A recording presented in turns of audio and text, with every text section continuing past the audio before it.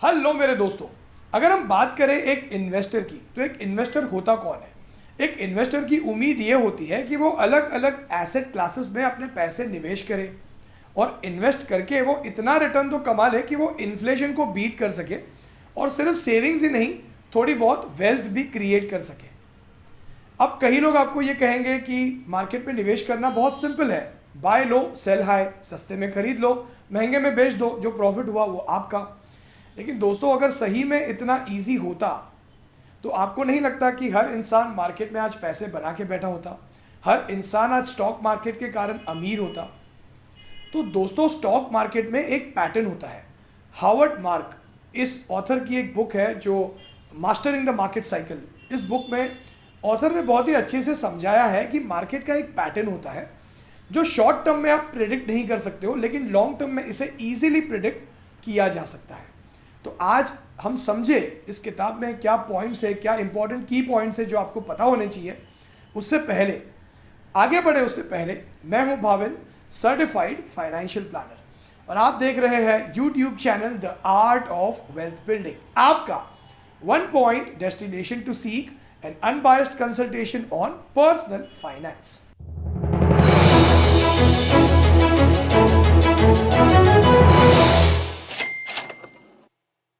तो दोस्तों, let us understand the key points. सबसे पहला पॉइंट जो ऑथर ने कहा है, market cycle cannot be predicted in short term but in long term they have a certain pattern. तो अगर आप पूछोगे कि कल मार्केट में क्या होगा, तो शायद आपको ये कोई नहीं बता पाएगा, लेकिन लॉन्ग टर्म में मार्केट एक पैटर्न फॉलो करता है, जिसके बारे में हम आगे डिस्कशन जरूर करेंगे। Second key point, we cannot discuss the market and economic cycle in certainties but in tendencies. यानी पक्का यही होगा ये तो कोई नहीं बता सकता, लेकिन ये होना चाहिए। अगर आप कुछ किताबें पढ़ लो, अगर आप कुछ आर्टिकल्स पढ़ लो, अगर आप कुछ अच्छे गुरुज को फॉलो करो, तो आप एक ये टेंडेंसी लगा सकते हो कि भाई ये होना चाहिए। थर्ड पॉइंट, जैसे कि मार्क ट्वेन ने कहा है, market does not repeat but it rhymes. यानी इस किताब में ऑथर ये कहना चाहते हैं कि जब मार्केट में बॉटम आउट होता है या जब मार्केट ऊपर जाती है तो इसका एक पैटर्न तो होता है, लेकिन ये दोनों पैटर्न सिमिलर नहीं होते हैं। शायद 2008 में हाउसिंग क्राइसिस की वजह से रिसेशन आ गया था, अब 2 साल पहले कोरोना के कोविड के वजह से रिसेशन आया था, उसके पहले का जो एक मार्केट फॉल हुआ था that was because of a .com bubble. तो ऑथर ये कहना चाहते हैं कि रीज़न कुछ भी हो सकता है, लेकिन लॉन्ग टर्म में एक सिमिलर पैटर्न होता है। और इस किताब में ऑथर ने फेजेस बताए हैं कि किन फेजेस में मार्केट मूव करता है। तो आइए समझते हैं इन्हें एक एक करके। और दोस्तों, आगे कुछ भी समझे उससे पहले अगर आप अपना पर्सनल फाइनेंशियल प्लान बनवा कर ये समझना चाहते हैं कि कैसे आप अपने पर्सनल फाइनेंशियल गोल्स अचीव कर सकते हैं, जैसे रिटायरमेंट, घर खरीदना, बच्चों की पढ़ाई, आपको कितने पैसे चाहिए होंगे फ्यूचर में आपके इन गोल्स को अचीव करने के लिए, तो व्हाट्सएप कीजिए इस नंबर पे अपना पर्सनल फाइनेंशियल प्लान बनवाने के लिए। तो दोस्तों, सबसे पहला फेज जो ऑथर ने इस किताब में समझाया है वो है डिस्ट्रीब्यूशन फेज। अब ऑथर ने जो है कुछ की इंडिकेटर्स बताए हैं कि जब मार्केट में कुछ ऐसा हो रहा होता है तब आपको समझना चाहिए कि मार्केट फिलहाल डिस्ट्रीब्यूशन फेज में है। सबसे पहला इकोनॉमिक इंडिकेटर जो ऑथर बताते हैं वो है interest rates will bottom out. दोस्तों, आज वी आर ऑन 28 ऑफ सितंबर 2021। आज के डेट में अगर हम रेपो रेट की बात करें, फिलहाल मेरा ये मानना है कि market is in the distribution phase. क्यों? क्योंकि आज के डेट में इंटरेस्ट रेट्स है बॉटम्ड आउट। आपको होम लोन 15 साल लो के रेट में मिल रहा है। कई बैंक्स तो आज के रेट में 6.85, 6.75 के रेट में भी आपको होम लोन दे रही है। सो इंटरेस्ट रेट्स है बॉटम्ड आउट। सेकेंड की इंडिकेटर जो समझना चाहिए हमें जब मार्केट डिस्ट्रीब्यूशन फेज में हो तब, वो है the stock valuations would be very high. अब ये कौन नहीं जानता कि आज के डेट में Sensex and Nifty have already touched its peak, markets पे है। थर्ड इकोनॉमिक इंडिकेटर जो हमें समझना चाहिए डिस्ट्रीब्यूशन फेज ऑफ मार्केट में, वो है लोन्स आर इजीली अवेलेबल। आज के डेट में banks are willing to give you the money. Market में लिक्विडिटी इतनी ज़्यादा है कि लोग, सिर्फ इंडिविजुअल्स ही नहीं, बड़े बड़े बिजनेसेस भी चीप लोन्स का फ़ायदा उठा रहे हैं और अपने एक्सपेंसेस अपने बिजनेस को बड़ा करने के लिए लोन्स उठा उठा के इन्वेस्ट कर रहे हैं. तो loans are easily available in this market phase. The next indicator which author talks about is the rising commodity prices. Certain commodities like oil are already, the prices are going up year on year, day by day. Next, rising overseas reserves. आज के date में दोस्तों अगर हम reserve bank की बात करें, specially अगर हम इंडियन इकोनॉमी की बात करें, तो रिजर्व बैंक के पास पीक पे पिछले कितने सालों के कंपैरिजन में आज रिजर्व बैंक का जो हमारा जो फॉरेन रिजर्व है रिजर्व बैंक के पास, वो पीक पे है, सबसे ज़्यादा है. So again, this is one of the economic indicators. And the last indicator which indicates that we are in the distribution phase of the market is the real estate prices may go up. तो chances है कि अगले कुछ महीनों में शायद हम real estate market में भी प्राइजेस जो है, जो पिछले 10-15 सालों से काफ़ी स्टैग्नेंट रहा है, लेकिन अब रेरा आने के बाद, जीएसटी आने के बाद काफ़ी स्ट्रीमलाइन हो गया है रियल एस्टेट मार्केट. शायद इसमें भी हमें थोड़ा बहुत जो है प्राइजेस इंक्रीज होते हुए दिखे. गवर्नमेंट भी कई तरीके से सपोर्ट कर रही है इस सेक्टर को. तो दोस्तों ये थे कुछ इंडिकेटर्स जो ये बताता है कि मार्केट फिलहाल डिस्ट्रीब्यूशन फेज में है. अब ये इंडिकेटर्स क्या बताते हैं? अब ये ज़रूरी नहीं है कि ये इंडिकेटर्स है तो मार्केट में नेक्स्ट क्या होने वाला है हम पता कर सकते हैं, लेकिन इस इंडिकेटर से हम अंदाज़ा लगा सकते हैं कि नेक्स्ट क्या होना चाहिए. तो दोस्तों अब नेक्स्ट फेज की अगर हम बात करें तो वो है मार्केट डाउन ट्रेंड. अब इस स्क्रीनशॉट, आइए देखते हैं स्क्रीनशॉट को. इस स्क्रीनशॉट के अनुसार मैंने आपको फिलहाल डिस्ट्रीब्यूशन फेज बताया जब मार्केट पीक पे होती है. अब नेक्स्ट फेज की अगर हम बात करें तो वो है मार्क डाउन फेज. अब इस फेज में कुछ की इंडिकेटर्स की अगर हम बात करें, अब देखिए दोस्तों मार्केट पीक पे है, लोन्स बहुत सस्ते हैं, इन्फ्लेशन बहुत ज़्यादा है, क्योंकि लोन सस्ते हैं तो लोग लोन लिए जा रहे हैं, स्पेंड किए जा रहे हैं, महंगाई बहुत बढ़ गई है. अब एक टाइम के बाद मार्केट कंसोलिडेट होना शुरू होगा, तो नेक्स्ट फेज जो आना चाहिए वो है मार्क डाउन फेज. अब मार्क डाउन फेज के की इंडिकेटर्स क्या होते हैं, आइए समझते हैं. Interest rates start rising due to inflationary pressure. जैसे मैंने आपको अभी बताया कि लोन सस्ती होने की वजह से लोग और बिजनेस ज़्यादा बोरो करते हैं और ज़्यादा स्पेंड करते हैं. इसका क्या मतलब होता है, there is too much of money in the market which is chasing very few goods, demand supply gap. तो यहाँ पे चीज़ों का दाम बढ़ने लगता है, महंगाई बढ़ने लगती है. तो अब क्या होता है, आरबीआई एक्शन में आती है और इंटरेस्ट रेट्स को बढ़ाना शुरू कर देती है. रेपो रेट्स ऊपर जाना शुरू हो जाते हैं, होम लोन रेट्स ऊपर जाना शुरू हो जाते हैं, जिसकी वजह से अब धीरे धीरे लोन्स महंगी होने के कारण नेक्स्ट फेज क्या होता है, जो फिलहाल स्टॉक्स की वैल्यूएशन इतनी ज़्यादा है वो धीरे धीरे कम होना, गिरना शुरू हो जाती है. अब ऐसे फेज में जो नए इन्वेस्टर्स होते हैं वो सबसे ज़्यादा जो है दुखी हो जाते हैं, क्योंकि नए इन्वेस्टर्स का एक्सपीरियंस होता नहीं है.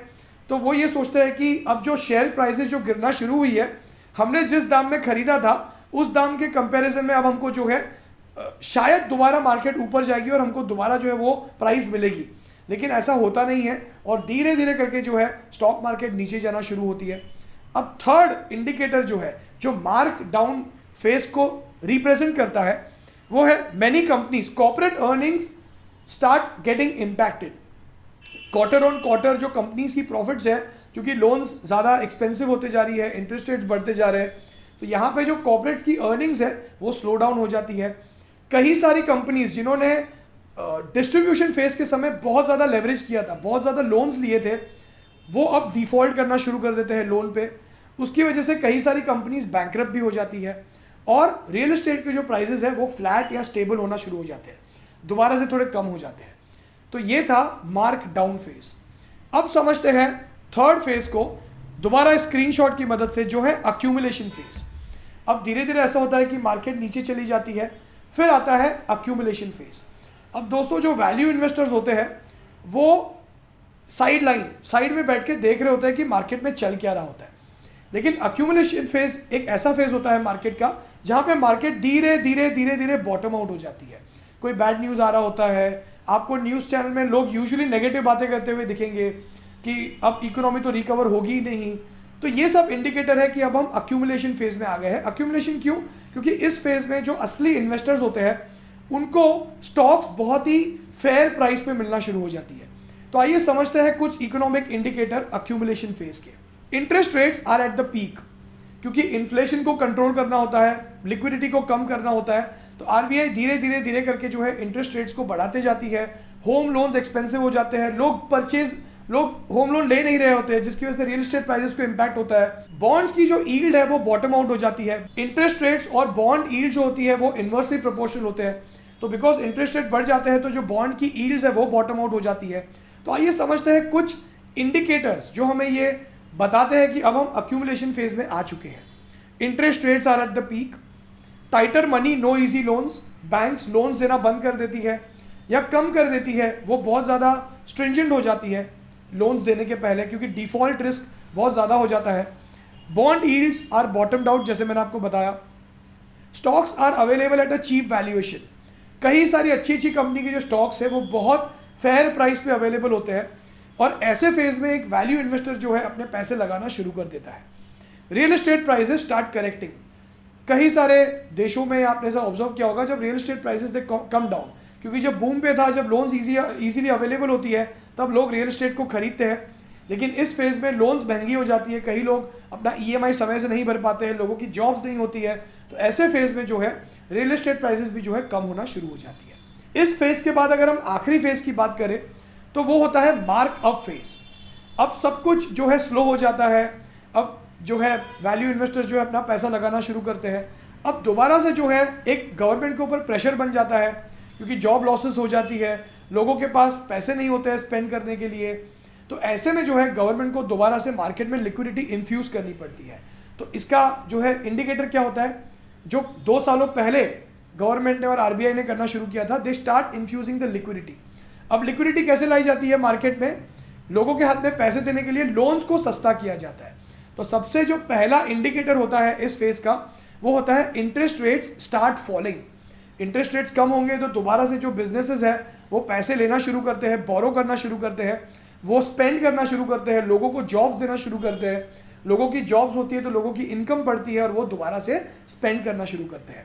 Second indicator is bond yields start rising, क्योंकि इंटरेस्ट रेट्स अगर गिरना शुरू होते हैं तो bonds are again inversely proportional, तो बॉन्ड यील्ड जो है वो बढ़ना शुरू हो जाती है।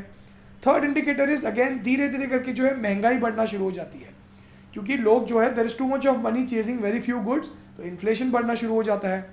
Commodity prices start moving up, and the last indicator is again the stock market, the stock prices start trending up. तो दोस्तों फिलहाल अगर हम बात करें तो हम डिस्ट्रीब्यूशन फेज में हैं, जहां पे हमने ऑलरेडी पीक टच किया हुआ है। मे बी अभी शायद रियल एस्टेट मार्केट में थोड़ा बूम आ सकता है। Again this is not certain, अब ये कब तक चलेगा हमको भी नहीं पता है। तो दोस्तों आई होप इन फेजेस से आपको कुछ सीखने मिला, इन इकोनॉमिक इंडिकेटर से आपको कुछ सीखने मिला, और एज अ इन्फॉर्म्ड इन्वेस्टर अब हम ये नहीं कह सकते कि मार्केट कब ऊपर जाएगा कब नीचे जाएगा, लेकिन इन इंडिकेटर्स को नज़र में रख के आप एटलीस्ट ये अंदाज़ा लगा सकते हो कि मार्केट का नेक्स्ट मूव क्या होगा, क्या होना चाहिए, और उस तरीके से जो है आप अपने पोर्टफोलियो को रीबैलेंस कर सकते हो। तो आई होप दोस्तों आपको इस वीडियो से आज कुछ सीखने ज़रूर मिला तो प्लीज़ इस वीडियो को लाइक और शेयर कीजिएगा अपने फ्रेंड्स और फैमिली मेम्बर्स के साथ, और इंडिया को फाइनेंशियली लिटरेट बनाने में हमारी हेल्प ज़रूर कीजिएगा। अब तक अगर आपने हमारे इस चैनल को सब्सक्राइब नहीं किया तो प्लीज़ सब्सक्राइब कर लीजिए और बेल आइकन पे क्लिक करना मत भूलिए, तो हमारे हर संडे और वेडनेसडे वाले वीडियोस आप अपलोड होते ही आपको नोटिफिकेशन मिलेगा आपके स्मार्टफोन पे। तो दोस्तों आज के लिए इतना ही। थैंक यू सो मच आपका कीमती समय मुझे देने के लिए। God bless you all.